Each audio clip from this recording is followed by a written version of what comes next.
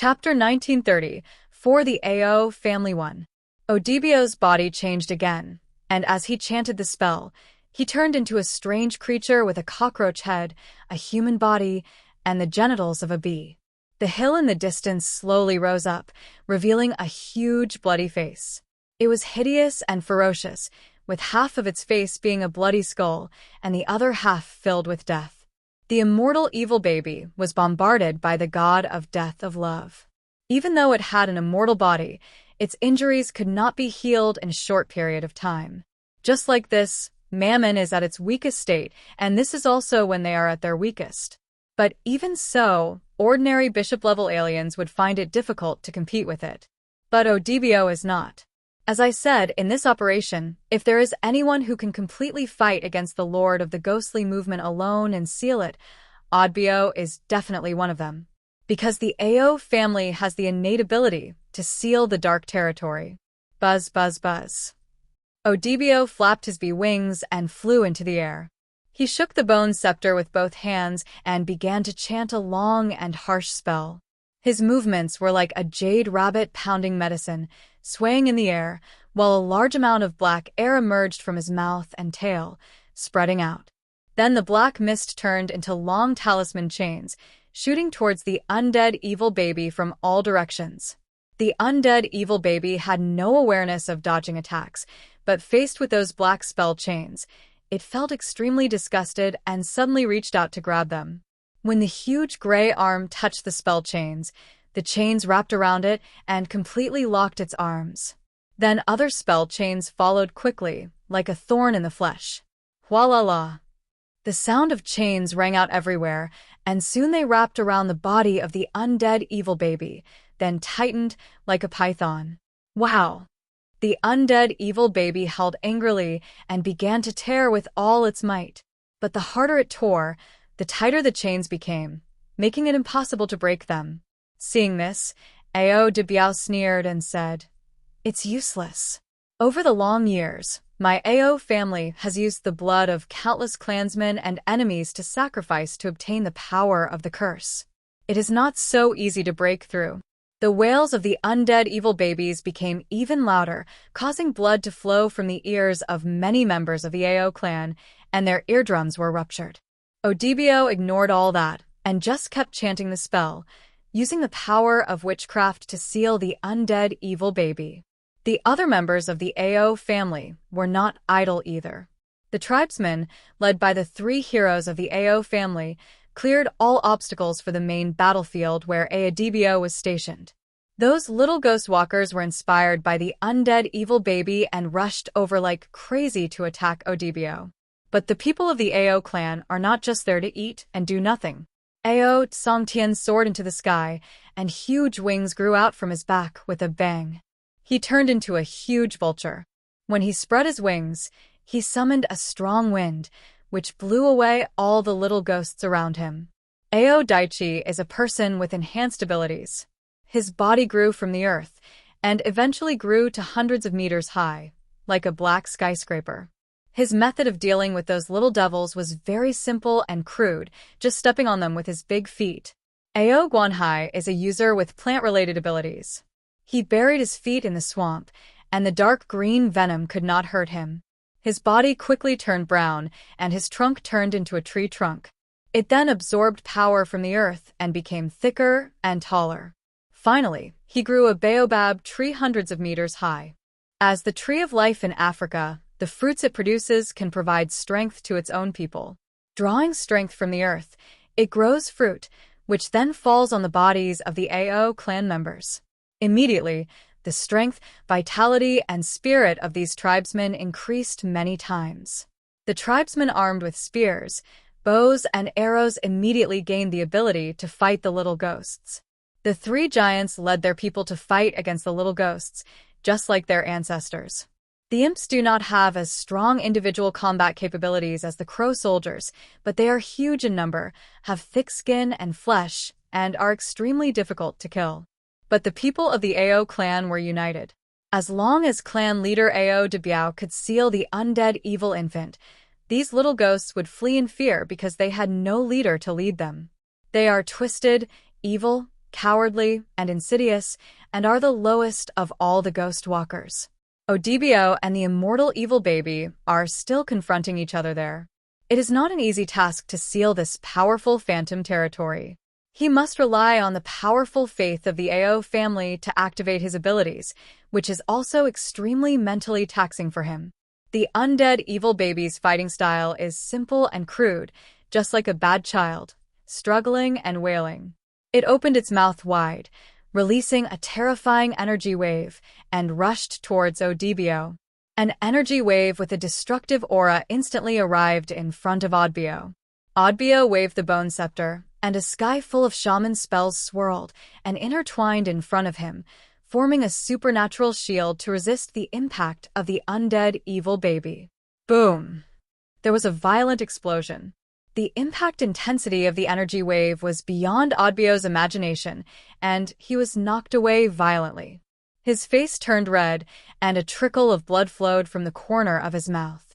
But he did not stop his actions, and instead spat out a large mouthful of blood towards the bone scepter. The more powerful the sacrifice, the more powerful the witchcraft. He began to take out the bone dagger from his arms, cut open his chest, and then offered his heart.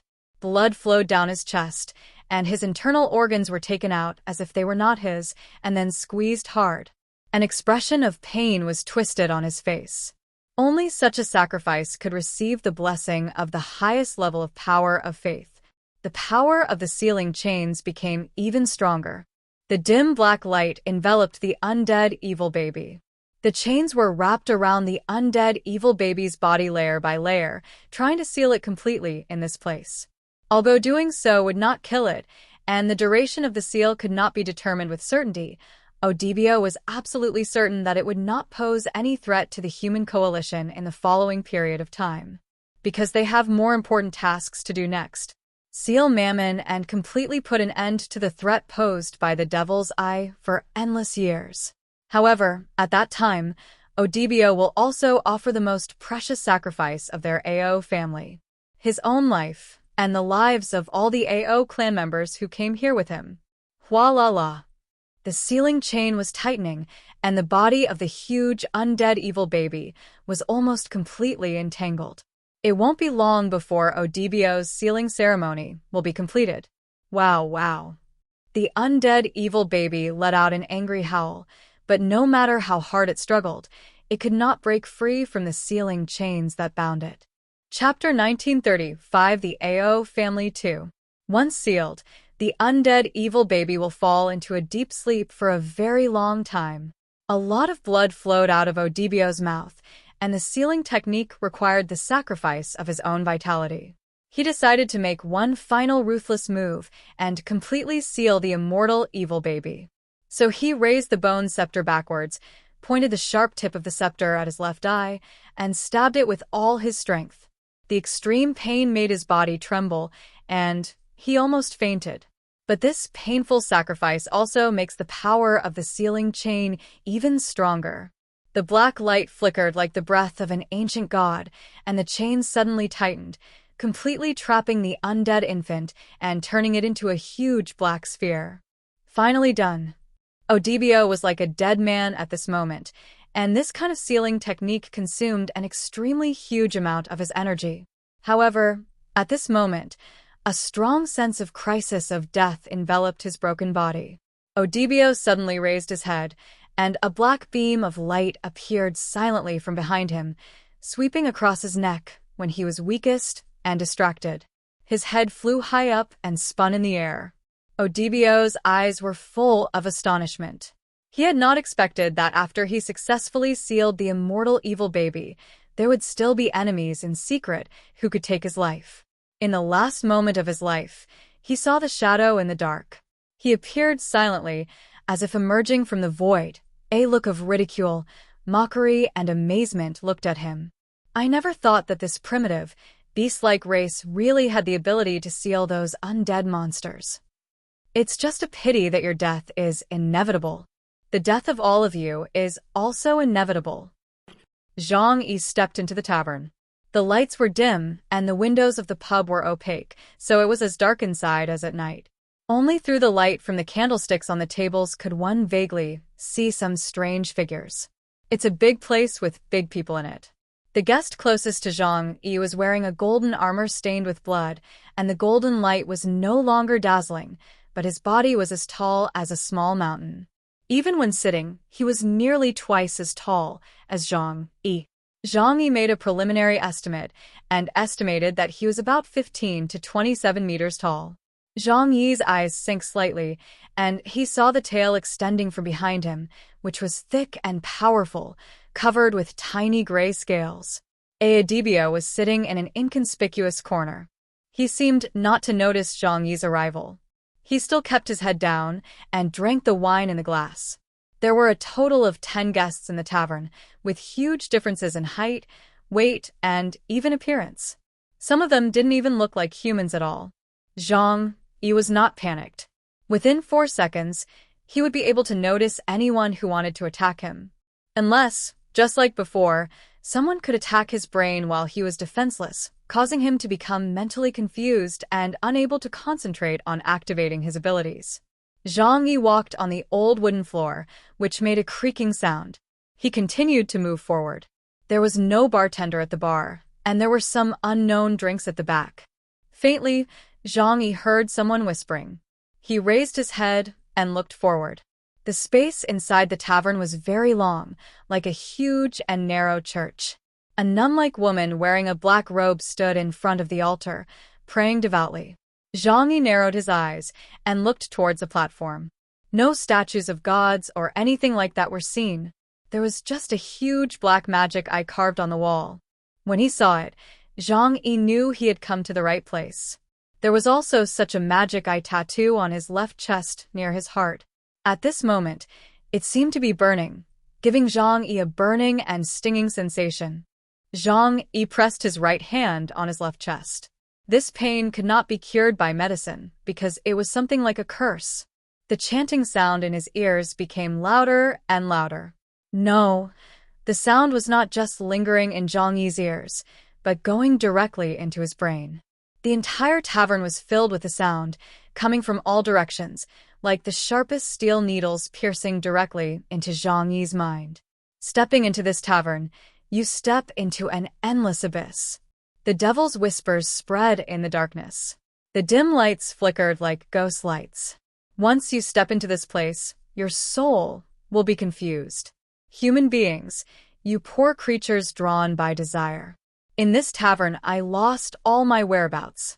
The devil's smile hides endless malice. Every sip of wine is a pain to the soul. The clinking of wine glasses is like the sound of souls breaking. The laughter is the despair of being lost. Walking out of here, it is no longer the same as before. Only the body is left, wandering in the world. The soul is taken away, and life loses its radiance. Trapped in a tavern, unable to escape forever. Become a walking corpse and obey the devil's orders. In this dark corner, sinking into eternity, the door of the tavern is always open for you. Once you step into the world, you will step into endless disasters. The devil's banquet will never end. Lost souls, forever wounded by this curse. Jeang E felt that his brain was still a little shaky, and suddenly there was a devilish laugh coming from the surroundings. The nun in front slowly lowered her head. Her face was holy, but suddenly it became dark and distorted, like a devil. However, in just a moment, Jeang Yi's mind became clear again. He certainly would not fall in the same place for the second time. Before entering the tavern, he had already let Yang Xinxin use her ability on him. The Arrow of Oath set the rules and formed a defense against Jeang E first. Once the rule-based ability takes the lead, it will form a huge advantage. The order given by Yang Xinxin was directly given to Jeang Yi's brain, asking it to reject all information other than from the 5 senses. False illusions could not deceive Jeang Yi's eyes, ears, mouth, and nose. The most important thing is that Jeang E, who kept the second hand of time turned on, had already been prepared in advance for everything that happened here, so of course he would not be fooled again. Jeang E regained his consciousness in an instant. At this moment, The devil nun was staring at him with an expression on her ferocious face that seemed to be neither crying nor laughing. "Welcome to hell. Become one of us." There was a terrifying laugh behind me. "Haha, join us. Let's drink this wine of the dead souls together. Once you step into the Hell Tavern, you will never be able to escape from this land." The voice seemed to come from the underworld, with an evil and dark tone, as if celebrating the fall of another soul. Dear viewers, thanks for staying with me. We'll try to get you more updates. Please like and subscribe and share the video with your friends. Love you all.